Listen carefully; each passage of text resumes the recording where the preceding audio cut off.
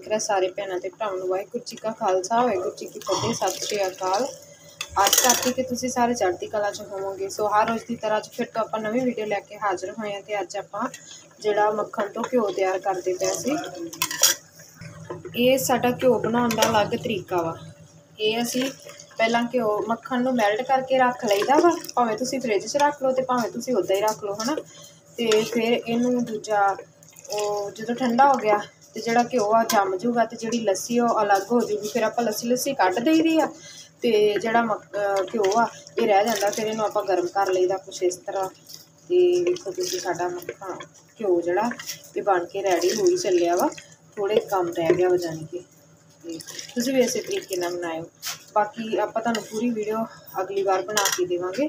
ਤੇ ਆਸ ਕਰਦੇ ਕਿ ਤੁਹਾਨੂੰ ਸਾਡੀ ਅੱਜ ਵਾਲੀ ਨਵੀਂ ਵੀਡੀਓ ਪਸੰਦ ਆਈ ਹੋਵੇਗੀ। ਪਸੰਦ ਆਈ ਲਾਈਕ ਕਮੈਂਟ ਸ਼ੇਅਰ ਜ਼ਰੂਰ ਕਰਨਾ। ਜਲਦੀ ਮਿਲਦੇ ਅਗਲੀ ਨਵੀਂ ਵੀਡੀਓ ਦੇ ਨਾਲ। ਤਦ ਤੱਕ ਆਪਣਾ ਖਿਆਲ ਰੱਖਣਾ। ਵਾਹਿਗੁਰੂ ਜੀ ਕਾ ਖਾਲਸਾ ਵਾਹਿਗੁਰੂ ਜੀ ਕੀ ਫਤਿਹ।